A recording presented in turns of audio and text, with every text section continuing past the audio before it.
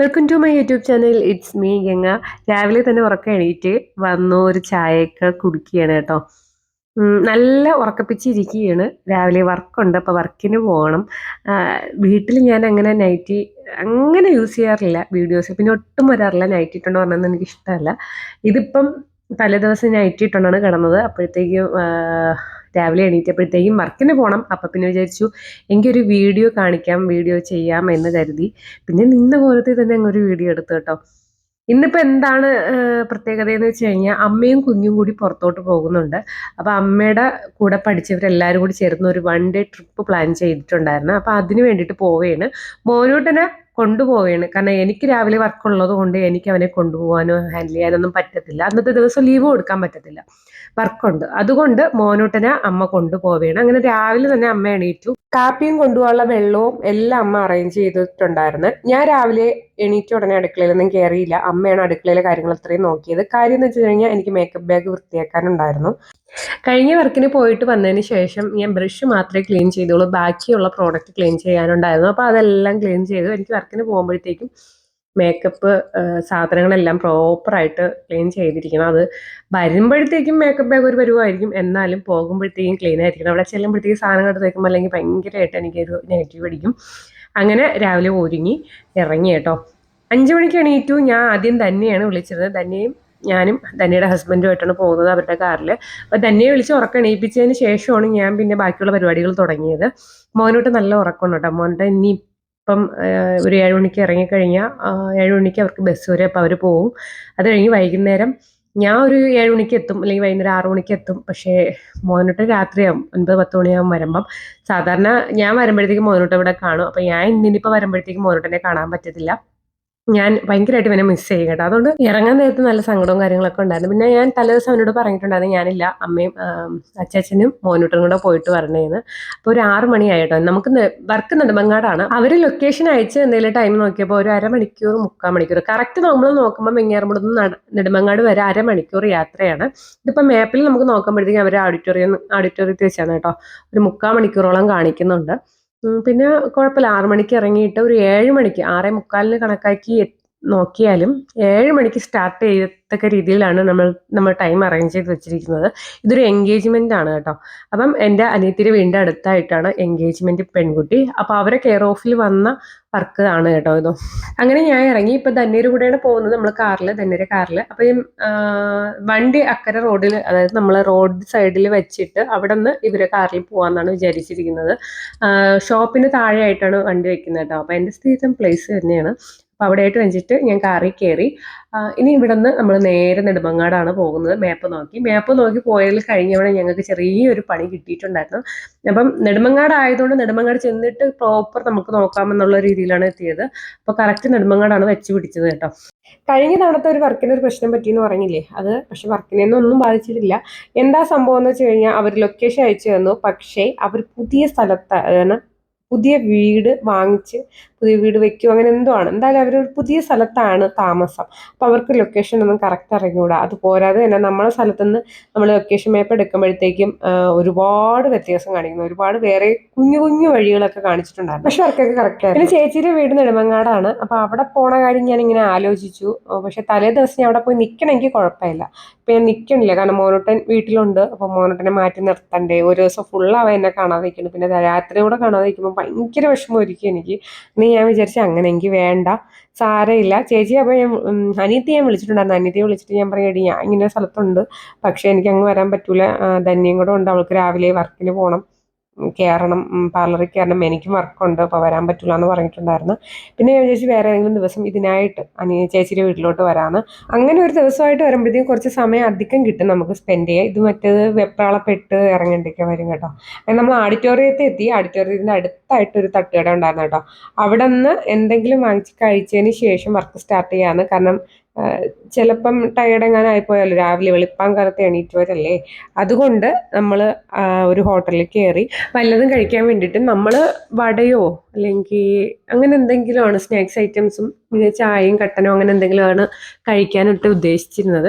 അവിടെ ചെന്നപ്പോഴാണ് രസവട ഇരുന്നത് കേട്ടോ. രസവട നമ്മളെ ലൊക്കാലിറ്റിയിലെ എൻ്റെ വീടിൻ്റെ അടുത്തൊന്നും രസവട അങ്ങനെ ഇല്ല. ചില കല്യാണങ്ങൾക്ക് പോകുമ്പോഴും അല്ലെങ്കിൽ ചില ഹോട്ടലിൽ വലിയ വലിയ ഹോട്ടലിലൊക്കെ ആണെന്നുണ്ടെങ്കിൽ രസവട കാണാറുണ്ട്. ഉള്ള സ്ഥലവും ഉണ്ടായിരിക്കാം, പക്ഷേ അങ്ങനെ നോർമലി അങ്ങനെ കാണാറില്ല. പോരാത്തന്നെ ഇത്രയും എളുപ്പങ്ങാത്ത ഒട്ടും കാണാറില്ല കേട്ടോ. അപ്പോൾ അവിടെ രസവടയായിരുന്നു മെയിൻ. പക്ഷേ അടിപൊളി ടേസ്റ്റ് ആയിരുന്നു. ഞാൻ ഇന്നേ വരെ കഴിച്ചതിൽ വെച്ചിട്ട് ഏറ്റവും നല്ല രസവട അതായിരുന്നു എന്ന് എനിക്ക് പറയേണ്ടി വരും കേട്ടോ. പിന്നെ പോരാത്തതിന് ധന്യ അതേപോലെ തന്നെ പറയുന്നത് നല്ല ടേസ്റ്റ് ഉണ്ടായിരുന്നു എന്ന്. പിന്നെ കണ്ണെണ്ണ ഇപ്പോൾ വേണ്ടാന്ന് പറഞ്ഞിട്ടുണ്ടായിരുന്നു. പക്ഷേ അടിപൊളി ടേസ്റ്റ് ആയിരുന്നു കേട്ടോ. നല്ല ടേസ്റ്റ് ആയിരുന്നു. നല്ല തിളച്ച രസവടയായിരുന്നു. നല്ല ചൂടുണ്ടായിരുന്നു. എനിക്ക് ചൂട് ഐറ്റംസ് കഴിക്കാൻ എനിക്ക് ഭയങ്കര ഇഷ്ടമാണ്. അത് പോരാതെ തന്നെ ചൂട് ചായയും ആ ഒരു എരിയും പുളിപ്പും കൂടെ ആയപ്പം അടിപൊളി ടേസ്റ്റ് ആയിരുന്നു കേട്ടോ. ധന്യക്ക് കട്ടൻ മതി എന്ന് പറഞ്ഞിട്ടുണ്ടായിരുന്നു. അവൾക്ക് പാല് ചായ അതൊന്നും വലിയ ഇൻട്രസ്റ്റ് ഇല്ല. പിന്നെ ഞാൻ ചായയുടെ മെയിൻ ആളാണല്ലോ. ഇത് രണ്ടാമത്തെ ചായയാണ് അന്നത്തെ ദിവസം. അങ്ങനെ നമ്മൾ ഓഡിറ്റോറിയത്തിൽ എത്തി. എൻഗേജ്മെന്റ് ഓഡിറ്റോറിയത്തിൽ വെച്ചാണ് നടത്തുന്നത്. ഓഡിറ്റോറിയം ഇച്ചിരി ഒരു പഴയ ഓഡിറ്റോറിയം ആയിരുന്നു. പക്ഷെ സ്റ്റേജ് ഡെക്കറേഷൻ എല്ലാം സൂപ്പറായിരുന്നു. എനിക്ക് തോന്നുന്നു കുട്ടിയുടെ ഈ എൻഗേജ്മെന്റ് കുട്ടിയുടെ വീട്ടിൽ നിന്നുള്ളവരാണ് സ്റ്റേജ് ഡെക്കറേഷൻ ആയിരിക്കണം. കല്യാണ മണ്ഡപത്തിലെ അല്ല എന്നാണ് എൻ്റെ ഒരു ഊഹം. അപ്പം സൈഡിലോട്ട് ആ മണ്ഡപമൊക്കെ അതായത് ആ ഒരു ഇതൊക്കെ നീക്കി വെച്ചിട്ട് ചെയ്തിട്ടുണ്ടായിരുന്നു. അപ്പം എനിക്ക് തോന്നുന്നു ഇത് സ്റ്റേജ് ഡെക്കറേഷൻ്റെ ആൾക്കാരായിരിക്കും. എന്തായാലും നല്ല ഭംഗിയുണ്ടായിരുന്നു കേട്ടോ. ജീൻസിന്റെ ഉടുപ്പിട്ടിരിക്കുന്ന കുട്ടി. അപ്പം ഈ കുട്ടിയാണ് നമുക്ക് മേക്ക് ഓവർ ചെയ്തെടുക്കാനുള്ളത്. കംപ്ലീറ്റ് ഒരു മേക്ക് ഓവർ തന്നെയാണ്. ആളെ അടിമുടി മാറ്റി എടുക്കാനുള്ള പ്ലാനാണ് കേട്ടോ. അപ്പം ഈ മോള് നേരത്തെ ഫേഷ്യൽ ചെയ്യാൻ പാർലറിൽ വന്നിട്ടുണ്ടായിരുന്നു. അപ്പോൾ തന്നെ സ്പായും ചെയ്തിട്ടുണ്ടായിരുന്നു. മുടിക്ക് കുറച്ചൊരു പണിയുള്ള ഹെയർ ആണ് കേട്ടോ. നല്ല പണിയുള്ള ഹെയർ ആണ്. ഫംഗ്ഷന് വേണ്ടിയിട്ടുള്ള ഡ്രസ്സ് എന്ന് പറയുന്നത് ഒരു ഫാൻസി ടൈപ്പ് സാരി ആയിരുന്നു. അപ്പം ഇവർക്കെന്ന് പറഞ്ഞാൽ 2 ഡ്രസ്സ് ഉണ്ടെന്ന് എൻ്റെ അടുത്ത് പറഞ്ഞിട്ടുണ്ടായിരുന്നു. ലെഹങ്കയും ഒന്ന് ഫാൻസി ടൈപ്പ് സാരിയും ഉണ്ടെന്ന് പറഞ്ഞിട്ടുണ്ടായിരുന്നു. ലെഹങ്ക അവിടെ നിന്നാണ് കൊണ്ടുവരുന്നത്. ഒരു റെഡ് കളർ എൻ്റെ ഫോട്ടോ കാണിച്ചിട്ടുണ്ടായിരുന്നു. അപ്പോൾ ചെറുക്കൻ്റെ വീട്ടിൽ നിന്ന് ലെഹങ്ക കൊണ്ടുവരും. അതിന് ശേഷമാണ് കുറേ കൂടെ ഫോട്ടോസ് എടുപ്പും. എനിക്ക് തോന്നുന്നു ഫംഗ്ഷൻ അതിന് ശേഷമാണോ എന്ന് എനിക്കറിയത്തില്ല. മെയിനായിട്ട് അവിടെയുള്ള പ്രോബ്ലം എന്ന് പറയുന്നത്, നമുക്ക് നേരിട്ടൊരു പ്രോബ്ലം എന്ന് പറയുന്നത് ചൂടാണ്. ഭയങ്കര ചൂടായിരുന്നു. ഒരു 7 മണി കഴിഞ്ഞപ്പോഴേ നമ്മളിപ്പോൾ ഹീറ്റ് ചെയ്താണ് നമ്മൾ ഹെയറിൻ്റെ എല്ലാ പരിപാടിയും ചെയ്യുന്നത്. അപ്പോൾ ഇതിന്ന് പറഞ്ഞത് ഹീറ്റാണ്. അപ്പം ഈ ഹീറ്റ് കൊണ്ട് തന്നെ നമ്മൾ നല്ല രീതിയിൽ വിയർക്കുന്നുണ്ടായിരുന്നു. അത് നമുക്ക് പിന്നെയും കുഴപ്പമില്ല, പക്ഷെ ഒരുങ്ങിയിരിക്കുന്ന കുട്ടിക്ക് അത് ഭയങ്കര ഒരു പാടാണ്. അങ്ങനെ ഫേസ് മേക്കപ്പ് ഒരുവിധം കംപ്ലീറ്റ് ആക്കിയിട്ടുണ്ട്. ഇനി ചില്ലറ ടച്ചപ്പ് കാര്യങ്ങൾ മാത്രമേ ഉണ്ടായിരുന്നുള്ളൂ. അപ്പോൾ ഫേസ് ഒരുവിധം തീർന്നത് കൊണ്ട് ഞാൻ പിന്നെ ഹെയറിലും കൂടി ഹെൽപ്പ് ചെയ്യാൻ കയറി. തന്നെ ഹെയർ ചെയ്യുന്നുണ്ടായിരുന്നു. അതായത് ബാക്ക് പോർഷൻ എൻ്റെ അടുത്ത് കാവ്യ കാണിച്ചൊരു ഫോട്ടോ എന്ന് പറയുന്നത് ഒരു കേൾ ചെയ്ത് ഓപ്പൺ ഹെയർ ആയിട്ടുള്ള ഹെയർ സ്റ്റൈലായിരുന്നു. അപ്പോൾ അതിനുള്ള പരിപാടി എന്ന് പറയുന്നത് ബാക്ക് ഫുള്ള് കേൾ ചെയ്യുക. അപ്പോൾ അവള് തന്നെ കുറച്ച് പരിപാടിയിലായിരുന്നു ബാക്ക് കേളിങ്ങിൻ്റെ സെക്ഷനിൽ. അപ്പോൾ ഫ്രണ്ട് പോർഷൻ ക്രിമ്പ് ചെയ്യാനുണ്ടായിരുന്നു. അപ്പം ഞാൻ പറഞ്ഞുവെങ്കിൽ ഞാൻ ക്രിമ്പിങ് സെക്ഷനിലോട്ട് കയറാം, ക്രിമ്പിങ് ചെയ്ത് തീർക്കാം. അപ്പം പിന്നെ ഫ്രണ്ട് പോർഷനുള്ള ഹെയർ സ്റ്റൈലും കൂടെ എടുത്താൽ മതിയല്ലോ. പിന്നെ അവിടെ നിന്ന് തന്നെ 2 കുട്ടികൾക്ക് ഹെയർ സ്റ്റൈലും ഫേസും ചെയ്യണമായിരുന്നു. ഫേസ് വലുതായിട്ടില്ല, ഹെയർ ആയിരുന്നു മെയിൻ. അപ്പോൾ ഹെയർ സ്റ്റൈൽ ചെയ്യണമെന്ന് പറഞ്ഞത് കൊണ്ട് അപ്പോൾ കാവ്യയെ ഒന്ന് റെഡിയാക്കി നിർത്തിയാണെന്നുണ്ടെങ്കിൽ പിന്നെ എനിക്ക് നേരെ അങ്ങോട്ട് പോവാം. അപ്പം ധന്യക്കുള്ള കുറച്ച് പണികൾ എളുപ്പമാക്കാന്ന് പറഞ്ഞാൽ ക്രിമ്പിങ് കുറേയൊക്കെ അങ്ങ് തീർത്ത് വയ്ക്കുകയാണ്. അപ്പോൾ ഫ്രണ്ട് പോർഷൻ ക്രിമ്പ് ചെയ്യാമെന്ന് പറഞ്ഞു. ഈ വർക്കിൻ്റെ ഇടയിലും ഇടയ്ക്കിടയ്ക്ക് എൻ്റെ മൈൻഡ് മോനോട്ടൻ്റെ അടുത്തായിരുന്നു കേട്ടോ. അപ്പോൾ മോനോട്ടനെ അതിനിടയ്ക്ക് ഞാൻ വിളിച്ചിരുന്നു. അപ്പോൾ അവൻ എണീക്കുന്നതിന് മുമ്പല്ലേ ഇറങ്ങിയത്. അപ്പോൾ അതിൻ്റെ ഒരു ചെറിയ സങ്കടം എനിക്കുണ്ടായിരുന്നു. അങ്ങനെ അവനെ വിളിച്ച് സംസാരിച്ചു. അവൻ 8 മണിക്കാണ് ബസ്സിൽ കയറിയത് കേട്ടോ. 7 മണിക്കാണ് പറഞ്ഞതെങ്കിലും 1 മണിക്കൂർ ഡിലേ വന്നു. അവർ പോകുന്നത് ആലപ്പുഴയാണ്. ബോട്ട് യാത്രയും കാര്യങ്ങളൊക്കെ ഉണ്ട്. അപ്പോൾ അങ്ങോട്ടേക്കാണ് യാത്ര. പിന്നെ വിചാരിച്ചു പോയിട്ട് വരട്ടെ. സാധാരണ അങ്ങനെ എങ്ങും പുറത്തോട്ട് പോകാറില്ല, ഇത്രയും ലോങ്ങൊന്നും അങ്ങനെ പോകാറില്ല. അവനെങ്കിലും പോയിട്ട് വരട്ടെന്ന് വിചാരിച്ചു കേട്ടോ. അങ്ങനെ പിന്നെ അവനെ വിളിച്ച് സംസാരിച്ച് അതൊക്കെ ഓക്കെ ആയി. പിന്നെ ഞാൻ വീണ്ടും വർക്കൊക്കെ സ്റ്റാർട്ട് ചെയ്തു. ഇതിനിടയിലാണ് കേട്ടോ ഞാൻ അവനെ വിളിച്ചത്.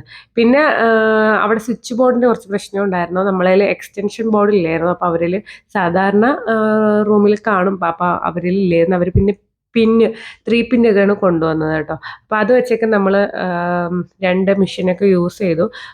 കുഴപ്പമൊന്നുമില്ലായിരുന്നു. ഓവറാൾ നോക്കുകയാണെങ്കിൽ കുഴപ്പമൊന്നുമില്ലായിരുന്നു. നമുക്ക് ആ ചൂടിൻ്റെ കുറച്ച് പ്രശ്നങ്ങളുണ്ടായിരുന്നു. പോരാത്തതിന് കാവ്യ നന്നായിട്ട് വിയർക്കുന്നുണ്ടായിരുന്നു. നല്ല രീതിയിൽ കാവ്യ വിയർക്കുന്നുണ്ടായിരുന്നു. നമ്മൾ ഈ അയൺ ചെയ്യുമ്പോഴത്തേക്ക് അതിൻ്റെ ചൂടും കാവ്യക്കാണ് അടിക്കണത്. അപ്പോൾ ഈ ഓൾറെഡി കാവ്യ എപ്പോഴും വിയർക്കുന്ന ആളാണ്. അതിൻ്റെ ഇടയിൽ ഈ ചൂടും കൂടി കൊണ്ടപ്പോഴത്തേക്കും നല്ല രീതിയിൽ സ്വെറ്റിംഗ് പ്രോബ്ലം ഉണ്ടായിരുന്നു. പക്ഷേ മേക്കപ്പിലൊന്നും കുലുങ്ങിയിട്ടില്ല മേക്കപ്പ് കേട്ടോ. മേക്കപ്പ് ഒന്നും ഒരു കുഴപ്പമില്ലായിരുന്നു. ഒരു സ്വെറ്റിംഗ് പ്രോബ്ലം ഉണ്ടെങ്കിലും മേക്കപ്പിലൊന്നും ഒന്നും സംഭവിക്കത്തില്ല കേട്ടോ. പിന്നെ കാവ്യക്ക് നമ്മൾ ലെൻസ് വെച്ചിട്ടില്ല. കാരണം കാവ്യക്ക് ലെൻസ് വേണ്ടാന്ന് പറഞ്ഞത് കൊണ്ടാണ് വെക്കാത്തത്. അല്ലെങ്കിൽ നമ്മൾ എല്ലാ ബ്രെഡ്സിനൊക്കെ വെക്കുന്നതാണ്. കാവ്യ പറഞ്ഞു വേണ്ട ചേച്ചി ലെൻസ് വേണ്ട, ഒന്നാമത്തെ കാര്യം ബുദ്ധിമുട്ടാണ് അത് വെച്ചോണ്ടിരിക്കുക. അത് ചിലർക്ക് ലെൻസ് ഒരു ഇറിറ്റേഷൻ കാണും, അത് ഊരുന്നത് വരെയും. ചിലർക്ക് ഓക്കെയാണ്, അതൊരു ലക്കാണ് കേട്ടോ. ചിലർക്ക് ഓക്കെയാണ്, ഒരു കുഴപ്പം കാണില്ല. പക്ഷെ ചിലർക്കത് ഒരു മങ്ങൽ കണക്കൊക്കെ തോന്നാറുണ്ട്. ചിലർ അത് പറയും കുഴപ്പമില്ല, മങ്ങലുണ്ടെങ്കിൽ എനിക്ക് ലെൻസ് വേണമെന്ന് പറയും. പിന്നെ പല പല ടൈപ്പ് ആൾക്കാരാണ് കേട്ടോ. പക്ഷെ കാവ്യ പറയുന്നത് എനിക്കിപ്പോൾ വേണ്ട ചേച്ചി, കുഴപ്പമില്ല എന്ന് പറഞ്ഞു. കുഴപ്പമില്ല, കാരണം ചെറിയൊരു ലെൻസിന് കണ്ണിന്, അതായത് കാവ്യയുടെ കണ്ണിൻ്റെ കളറ് കൃഷ്ണമണിയുടെ കളറിന് ചെറിയൊരു വ്യത്യാസം ഉണ്ടായിരുന്നു, ചെറിയൊരു ബ്രൗണിൻ്റെ. അത് സൂക്ഷിച്ച് നോക്കുമ്പോഴേ അറിയത്തുള്ളൂ, പ്യുവർ ബ്ലാക്ക് അല്ല കേട്ടോ. കല്യാണം ഉടനെ ഉണ്ടോ എന്ന് ഞാൻ കാവ്യയോട് ചോദിച്ചപ്പോൾ ഉടനെ ഇല്ല ചേച്ചി, ഒരു 2 വർഷം ഉണ്ട്, ഗ്യാപ്പ് ഉണ്ട്, അത് കഴിഞ്ഞേ ഉള്ളൂ കല്യാണം എന്ന് പറഞ്ഞിട്ടുണ്ടായിരുന്നു. നല്ല ഒപ്പീനിയൻ. ജോബ് സെറ്റാക്കണം എന്നൊക്കെ പറഞ്ഞിട്ടുണ്ടായിരുന്നു. നല്ല ഒപ്പീനിയൻ ആണ് കേട്ടോ ഇത്. ജോബ് അത് മെയിനാണ്. ജോബ് ഇല്ലാതിരിക്കുമ്പോഴാണ് അതിൻ്റെതായിട്ടുള്ള ബുദ്ധിമുട്ടുള്ളത്. അപ്പം ജോബൊക്കെ ആയതിനു ശേഷമാണ് കല്യാണം എന്നുണ്ടെങ്കിൽ ലൈഫ് കുറച്ചുകൂടി സെറ്റാകും എന്നാണ് കേട്ടോ എൻ്റെ ഒപ്പീനിയൻ. അങ്ങനെ മേക്കപ്പ് എല്ലാം കഴിഞ്ഞതിന് ശേഷം ഫൈനൽ ലുക്ക് ഞങ്ങൾ കാണിക്കുകയാണ്. സംഗതി എന്താണെന്ന് വെച്ച് കഴിഞ്ഞാൽ ഇതിനോട് ഇടയിലുള്ള ഒരു വീഡിയോസ് നമുക്ക് എടുക്കാൻ പറ്റിയില്ല. അപ്പോൾ ഇത്ര ലോങ് വീഡിയോസ് നമുക്ക് എടുക്കാൻ പറ്റുള്ളൂ. അപ്പോൾ ഇതാണ് ഫൈനൽ ലുക്ക് കേട്ടോ. നമുക്ക് ആ ക്യാമറാമാനിന് ഫോട്ടോ എടുക്കാൻ വേണ്ടിയിട്ട് കാവ്യയെ വിടണം. അപ്പോൾ അതിൻ്റെയൊക്കെ തിരക്കിലായതുകൊണ്ടാണ് നമുക്ക് ഇടയ്ക്കുള്ള വീഡിയോസ് ഒന്നും എടുക്കാൻ പറ്റാതിരുന്നത്. കാവ്യ റെഡി ആയിട്ടുണ്ട്. 10 മണിക്കാണ് ഈ എൻഗേജ്മെൻറ്റ് ടൈം കേട്ടോ. ഒരു 9 മണി കഴിഞ്ഞപ്പോഴേ കാവ്യയെ ഞങ്ങൾ റെഡിയാക്കിയിട്ടുണ്ട്. ഞാൻ വിചാരിച്ചു സാരിയുടെ കളർ നല്ല ലൈറ്റായി പോകുന്നു, പക്ഷേ ഇല്ല, നല്ല ഭംഗിയുണ്ടായിരുന്നു. കാവ്യയോട് നമ്മൾ വർക്കിൻ്റെ കാര്യം ചോദിച്ചപ്പോൾ കാവ്യക്ക് ഒരുപാട് ഇഷ്ടപ്പെട്ടെന്ന് പറഞ്ഞിട്ടുണ്ടായിരുന്നു. കാവ്യ വിചാരിച്ചതിനേക്കാളും എന്തായാലും കുറച്ചും കൂടി നന്നായിട്ടുണ്ടെന്നാണ് കാവ്യ ഞങ്ങളോട് പറഞ്ഞത്. ആ ഒരു വർക്ക് കഴിഞ്ഞിട്ട് ഇങ്ങനെ ഒരു ഒപ്പീനിയൻ കേൾക്കുക എന്ന് പറയുന്നത് ഞങ്ങളെ സംബന്ധിച്ചിടത്തോളം ഭയങ്കര സന്തോഷം തരുന്നൊരു കാര്യമാണ്. അത് പറഞ്ഞറിയിക്കാൻ പറ്റാത്തൊരു സന്തോഷമാണ് കേട്ടോ. അങ്ങനെ കാവ്യയുടെ ക്യാമറാമാൻ കാവ്യയെ കൊണ്ട് 2 ഫോട്ടോ ഒക്കെ എടുക്കുന്ന സമയത്ത് ഞാനും ചെന്നു 2 ഫോട്ടോസൊക്കെ എടുക്കാൻ വേണ്ടിയിട്ട് കേട്ടോ. അതെല്ലാം കഴിഞ്ഞ് ധന്യരോട് ചെന്നപ്പോഴാണ് ധന്യ പറയുന്നത് ധന്യയുടെ കൈ പൊള്ളിയെന്ന്. ഇതിനിടയിൽ കേളിംഗ് മെഷീൻ വെച്ചിട്ട് കേളി ചെയ്ത സമയത്ത് കൈ നന്നായിട്ട് പൊള്ളിയിട്ടുണ്ടായിരുന്നു. നല്ല ഹീറ്റാവും കേട്ടോ. അത് ഹീറ്റായി കഴിഞ്ഞാൽ ഭയങ്കര ചൂടാണ്. അപ്പോൾ ഞാൻ പറഞ്ഞതാണ് സൂക്ഷിച്ച് ചെയ്യണേന്ന്. പക്ഷേ എപ്പോഴും ഉയർന്ന ഇടയിൽ നിന്ന് രാവിലത്തെ വർക്കിന് ശേഷം പിന്നെ നേരെ പാർലറിലോട്ടാണ് പോയത്. പാർലറിൽ ചെല്ലണമായിരുന്നു, ജോലി ഉണ്ടായിരുന്നു. അതെല്ലാം കഴിഞ്ഞ് വൈകുന്നേരം 6 മണിയായപ്പോഴത്തേക്കും ഞാൻ വീടെത്തി. മോനോട്ടനെ വിളിച്ചിട്ടുണ്ടായിരുന്നു, ലൈറ്റ് ഇട്ടില്ല. മോനോട്ടനെ വിളിച്ചിട്ടുണ്ടായിരുന്നു. അപ്പോൾ അവർ ഇറങ്ങി ഒരു 5 മണിയൊക്കെ ആയപ്പോഴത്തേക്ക് ഇറങ്ങിയായിരുന്നു. ഇപ്പം ഒരു 7 മണിയാവാറായി. മോനോട് രാത്രി 10 മണിയൊക്കെ ആയപ്പോഴത്തേക്ക് എത്തി. അപ്പോൾ ഇന്നത്തേക്ക് ഇത്രയേ ഉള്ളൂ. Tata bye bye, see U.